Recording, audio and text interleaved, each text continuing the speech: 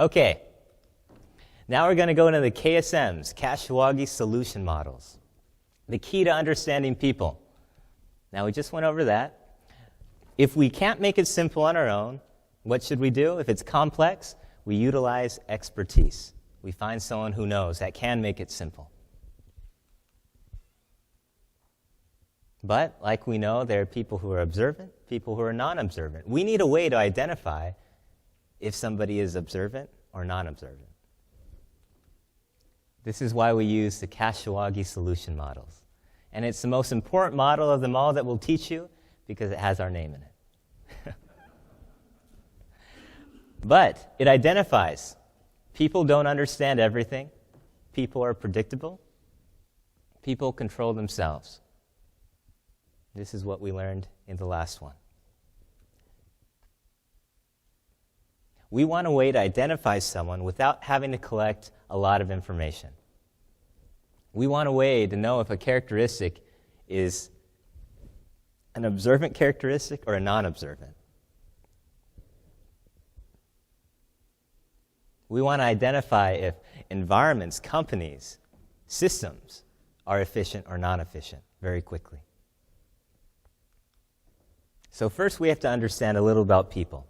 People go through what we call the cycle of learning.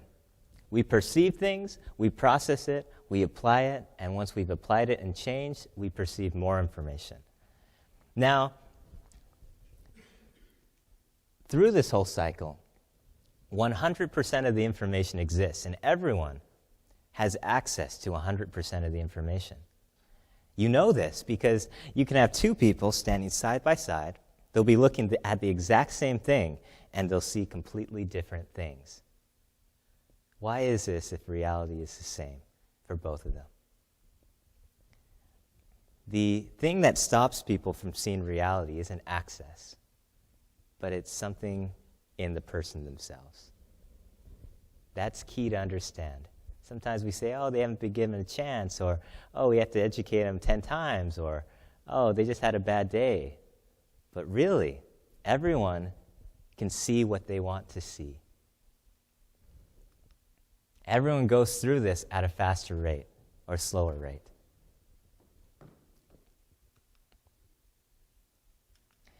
If I wanted to get rid of one of these, or if I wanted to minimize one of these, which one would it be? Which one adds the least value of L4, you think? Who says perceive? Who says process? Apply? Change? It is process. Processing is what? Thinking. If we can perceive, observe, accept, apply, and change, how much better would our lives be? We find observant people even think less. This is Scott Flansburgh. They did a study on him. He's a human calculator. He can do things in his mind faster than a calculator. They hooked his brain up to a scanner, and they found out when he does math problems, do you think there's more activity or less activity in his brain? Less.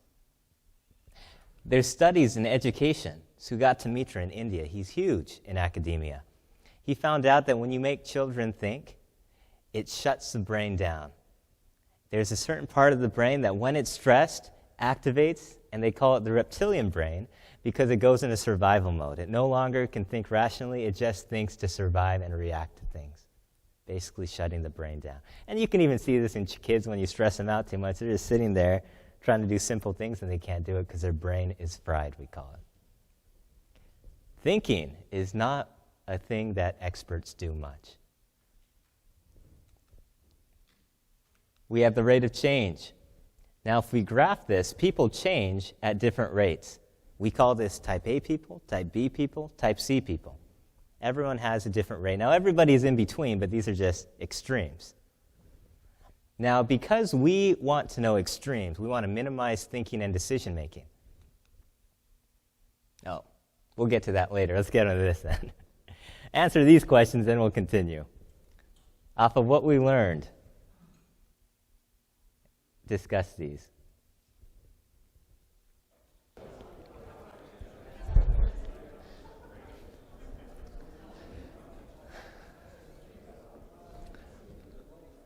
Who has access to more information? Who says type A? Who says type C? Who says neither? Neither. Everyone has access to 100% of all the information out there. The only thing that stops somebody from perceiving the information is the person. Now, we teach this to high school kids and to college kids, and someone always asks the question. In some way, this is the easiest way to visualize it. They say, well, that's not true, because my sister has a journal, and she locks it up and hides it away, so I don't have access to that information. So I can't perceive it. And we tell the student, if you knew your sister very well, you wouldn't need to read the journal to know what's in there. Sometimes we see access as the issue, but access isn't the issue. It's the way sometimes that it's made visible to us. But if we really want to see something, we will see it. That's why when we tell people to educate about best value, if you educate people about best value, and everyone's like, oh, this isn't that great, then you'd say, oh, well, maybe I didn't do it good enough. So you do it again. And then no one says it's that great. Then they say, well, maybe I need to make it even more simple. And so you do it again.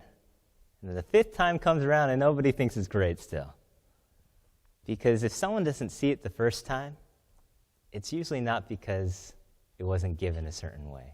It's because the person doesn't want to see it or isn't ready to see it. So when you tell someone something and they don't do anything, usually doing it a second and third time won't do much either.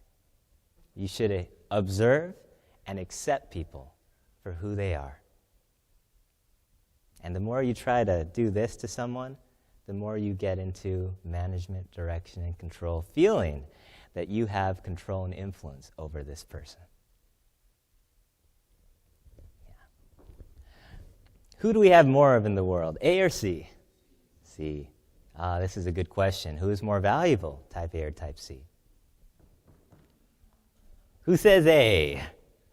No one wants to look like a jerk. Who says C? People always think A.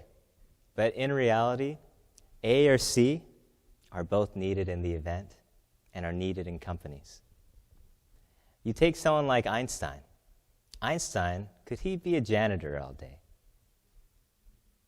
No, he couldn't. He'd go crazy and he'd quit.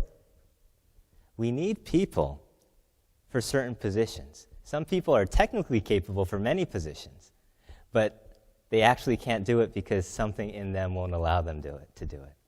There's so many positions in life. That's why leadership, if you're an expert leader, you'll be able to see the value in each position and each person and align people where they add the value. In a company, if you didn't have janitors, couldn't have bathrooms, no one would work in that building. If you didn't have people that love details and could sit at a desk and stamp all day and go home and be happy, you wouldn't have those people. If you didn't have people that can go through data that you think is monotonous and you could not actually get yourself to sit down and read that every day for hours, you wouldn't have those people. There's many positions in life. Everyone has value. Can someone change from a type A to type C or type C to type A? Who says yes? Who says no? Because people are thinking, well, I saw this one person one time, they had this life-changing event, and now they're like a whole different person. Or this person in high school was a bum, and now he's a millionaire. What's going on here? Why do we have this feeling? Now, everyone changes from a lower level to a higher level. But going back to the event, what does the event say? If we have all the initial conditions, we can what? Predict the final. When are the final conditions set? When the initials are set. So a person's rate of change is predictable. And so if you know somebody perfectly well, you could actually predict this rate of change. Now, if somebody looked like a type C and now they're a type A, or they look like they're a type A and now they're a type C, what does that say? No, The event didn't change. Your perception of the initial conditions was wrong.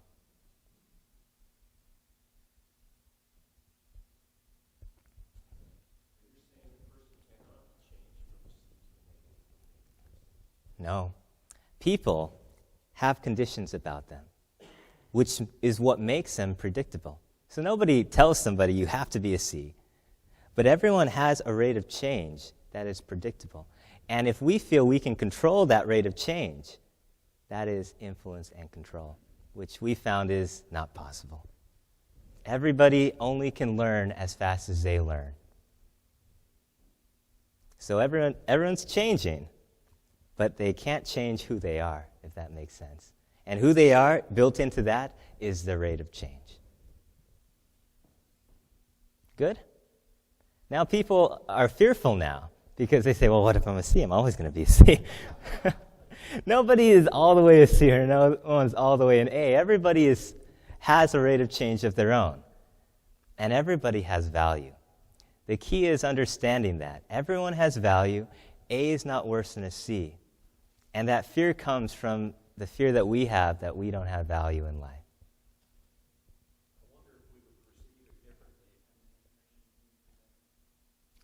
Let's get into other things, and I'll get back to that question.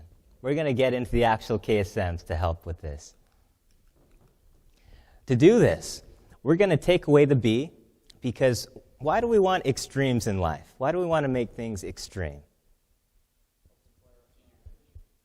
Yeah, easier. Less thinking, less decision making. So we're going to do that. We're going to take only the A and C, knowing that nobody's all the way A or C maybe, in between. We find there are differentiating factors about each individual. And nothing happens by chance. We're going to create what we call the KSM. Now we're going to take someone's position in time with the level of information they can perceive. And we're going to take these diagrams here and make a left side characteristic and the opposite of a right side characteristic. And somebody that's all the way A almost will have more left side than right side, and someone all the way C will have more right side than left side. An example of this. Who understands more information, A or C? A. So, understands information, left side. Doesn't understand information, right side. So the A will more likely perceive information than not. But sometimes in his life, he still won't have the information. The type C will sometimes have the information, but more likely than not, he won't have the information. Now let's take other characteristics. Control. Is that A or C? C. Decision making. C. We take these characteristics, and they're all related. Meaning, if you find someone that likes to control people a lot, you take all the other right side characteristics, and that can probably describe that person. When we lack information, we will always exercise more of the right side characteristics than the left side. The more information you have about a topic, the more left side characteristics you'll have.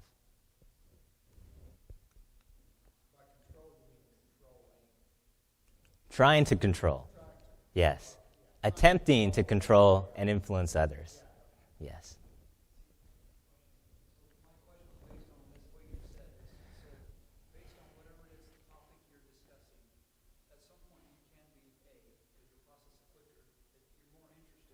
Yes, so the more information you have about a subject, the more you'll exercise left side characteristics. So back to the last question. Are people A's or C's, or does it depend on? So you can apply this to situations, or you can look at the overall picture. Is a person more left side or right side? Because usually how a person acts in one sphere of his life is how he will act in all others. If somebody likes to control, make decisions, and think a lot in their workplace, they will do it in all other aspects of their life. Generally speaking. So let's go over some of these. We'll take the next 5-10 minutes with your group. Go over these and see if it's more left side or right side. Not only if it's left side or right side, but why.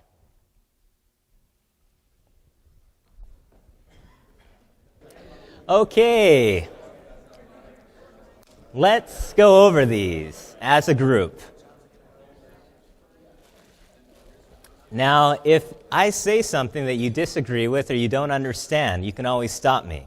But as a group, we will all say very loudly what the answer is. So I'll say meetings, and you'll tell me the answer, left side or right side. And you got to make sure you're really loud, so if you're wrong, everyone hears you, okay? Okay, meetings, left side or right side? Right side. Minimize communications. Passing detailed technical information. Implementation of rules. Detailed documentation. Pre-qualification. Does everyone understand this one? There's always doubt on this one. Pre-qualification.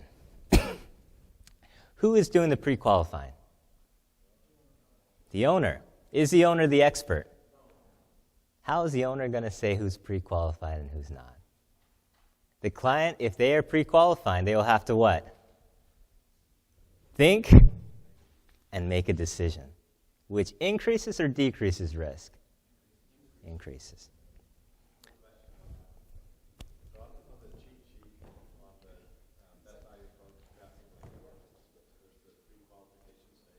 So we're acceptable to all ranges on the spectrum of observation. No, it's because, so pre-qualification is optional in the best value process. If you cannot pre-qualify and allow all the vendors to come in, the better you are. Because the process you'll see tomorrow is so simple, requires so little resources, that it's easy to filter them. But if you have like 100 vendors and you can't have that many, then you have to pre-qualify. Knowing, though, that you as a client are increasing your risk because you have to, because you're having to make a decision. Does that make sense? But the more we can get away from it, the better, because as a client, we want to minimize or increase our decision making. Decrease. Yeah. Engage in the beginning. You know you're an expert because people come to you at the beginning. Why is the expert the most valuable at the beginning? Yeah, because you can see the future. If people are always coming to you at the end of the event, what does that show about you? Either you're not an expert or you're not respected for your expertise.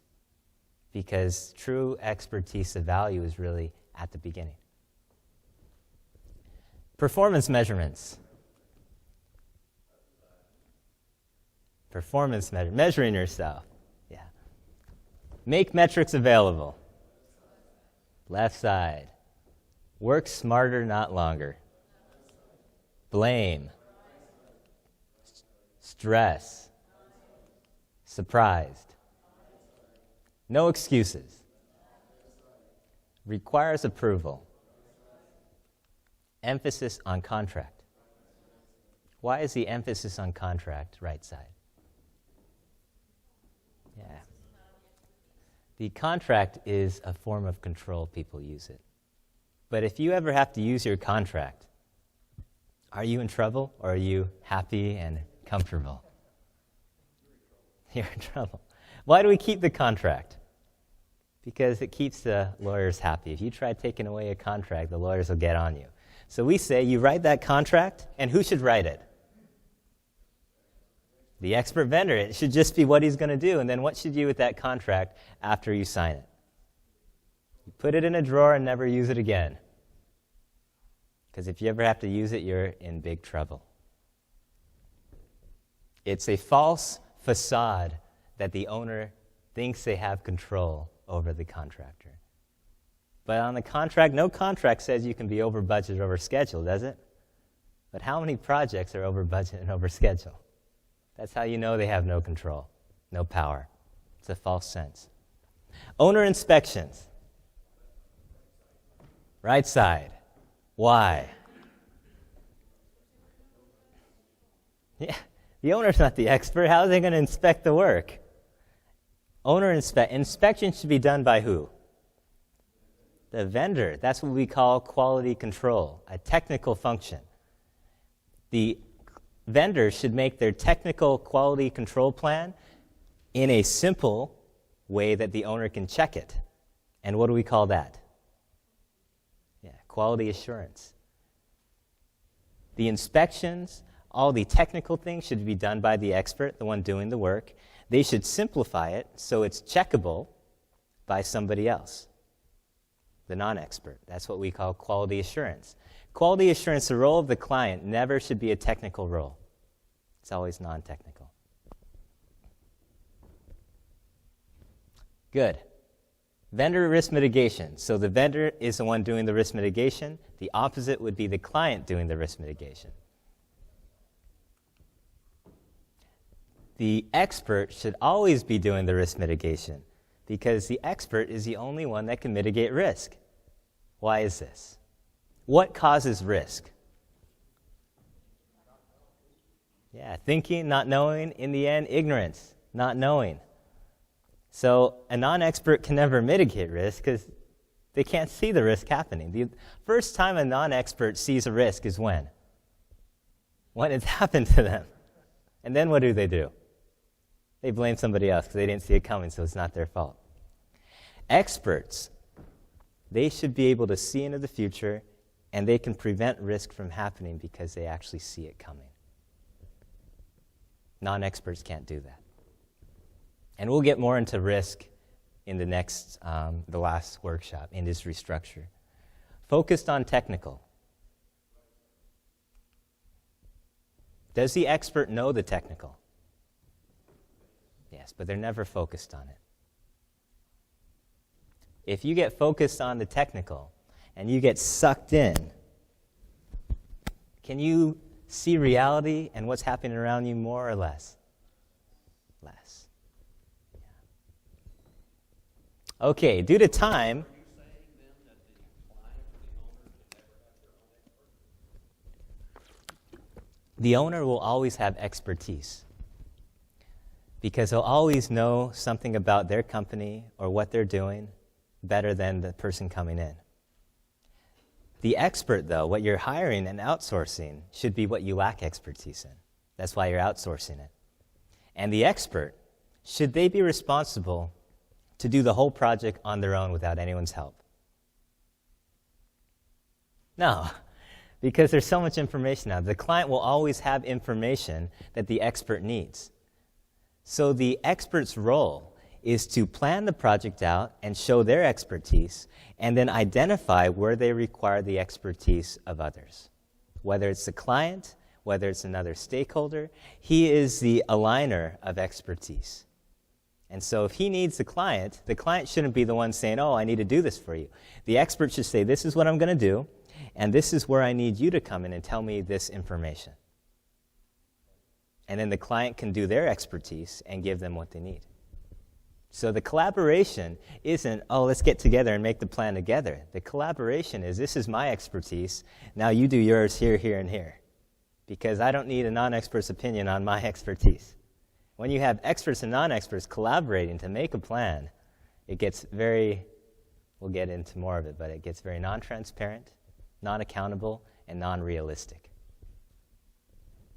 Good. Okay, let's go over these very quickly. Most of these are simple. No risk. Left side. Expert. Right side. Left side. Leadership. Left side. Minimum standards. Right side, say yay. Left side, say yay. Standards, minimum standards. We'll get more into this. But if I, as a client, say this is the minimum standard, what am I doing? Pre-qualifying. You're saying what's acceptable.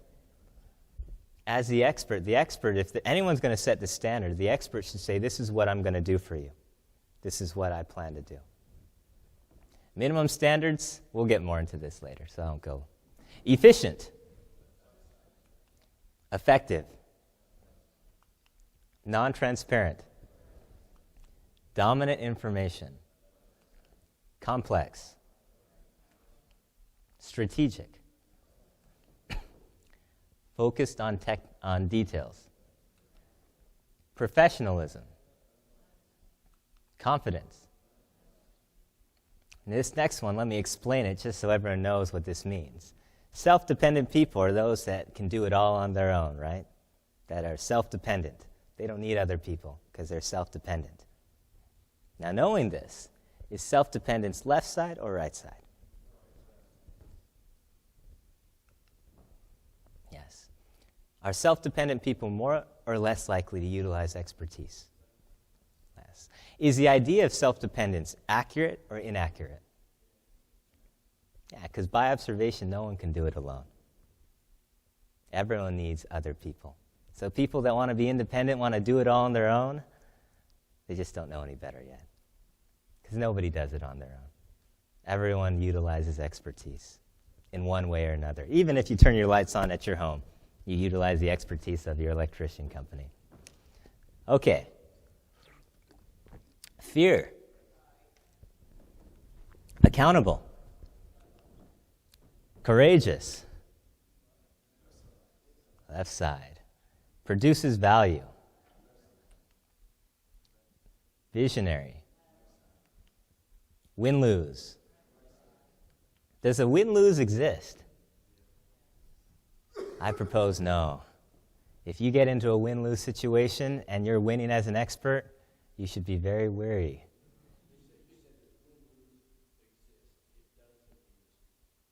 Win-lose turns into what, though? Yeah, win-lose is unsustainable and will eventually, and at times quickly, turn to lose-lose, and both parties will be in trouble. For you to win, they have to win. That is a natural law. Abusive behavior. Abused by others. Use expertise. Silo mentality. Silo mentality, just so you know, it's a figure with the green silos on it. It's when you feel that things in life are different. That I can go home and act a certain way, then I can go to work and act a certain way, and then I could go to church and act a certain way, thinking that each one has different things about them. But the more you become an expert, will you think there's more or less silos in life? Less. When you're in a silo, do you make things simple or complex? Complex. Because you have to be in my silo to understand me. You have to be an engineer to understand my engineer logic. You have to be a project manager to understand project management. The natural laws apply equally to all silos. You realize there are no silos in life. The only silos exist where? In your mind. Thinks of self. Price-based. Proactive. No culture. Why is no culture left side? Isn't culture and traditions a good thing? Don't we want to have that in life? Use other characteristics to understand others. So somebody that likes culture and standards, or culture and what's they call traditions, are they more or less likely to change? Less likely. Because culture and traditions mean what? Do this the same all the time. If you have a company that's been around a long time, will they have more culture or less culture? Or will they be easily changeable or difficult to change? Difficult to change. Then someone says, oh, but what if I have the culture of no culture? I'm like, that's not culture. Trying to trick us sometimes. Expectations. Right side. Expectations, and we want something to happen. Regardless of what's realistic, we say, it should be this. And for those who didn't attend last time, the biggest one is trust. Now let's say we trust someone. And let's say that person breaks our trust. Who do we usually blame? Person that broke the trust, right? Knowing what you know now, who is to blame? And why are you to blame?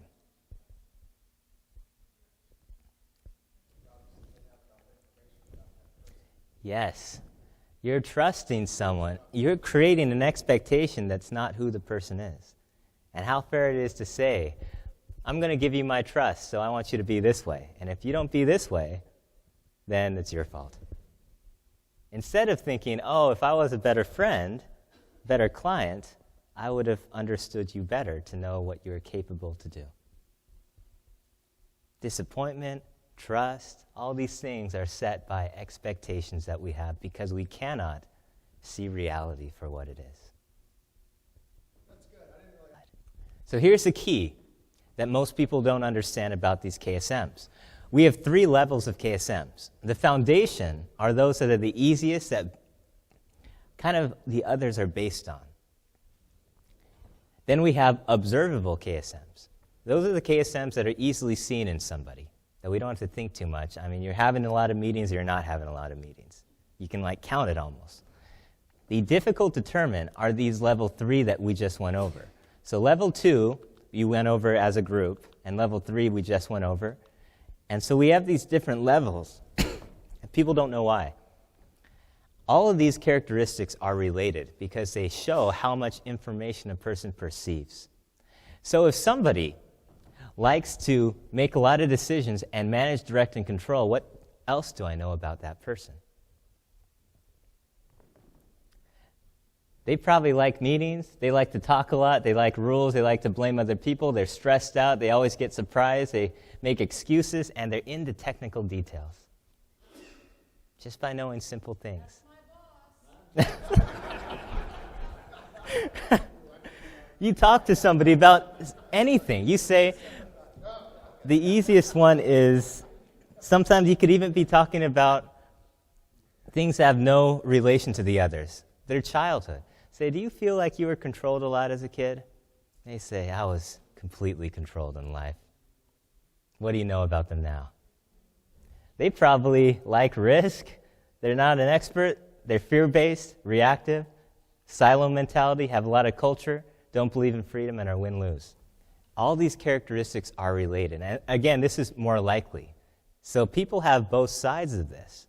But we want to identify characteristics that are accurate or inaccurate, and how to quickly understand people. And so if you want to understand people, the easiest ones of these to use is usually level 2. And it's only because it's observable. It's easily seen. You don't have to think. To know if somebody's fear-based, you kind of have to think about it a lot, and you have to look at them a lot. So all these level 2, easily seen, and they can help you then to know which characteristics they have of level 3. And again, this can be used on people, companies, processes, anything, to identify if the thing is accurate or inaccurate. And because of time, maybe we'll go over this in the last one or in the review, but we'll break now for, I believe it's lunch.